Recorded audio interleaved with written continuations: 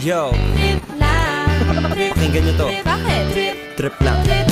Halika na tara, madali lang talaga. Pangako pagkatapos ng hindi nga kapadali na pare magliliwanag na kung di ka sasabay maiiwanan ka. Isip ay wag na gawin pang dalawa, dahil isa lang ito. Ang gusto lang naman ito ay maging masaya. Para di ka mabato ay iwasan mo ang pananatili sa isang lugar. Ibig ko sabihin ay huwag ka papasakop sa takot, huwag ka papasakop. Kapag nangate, di ka matito isipin mo. Hinipan sa lahat ng karanasan mo dito sa mundo. Bilang tao, gano'n pa rin hindi nagbago. Pinakamasaya yung di pinlano. Kasi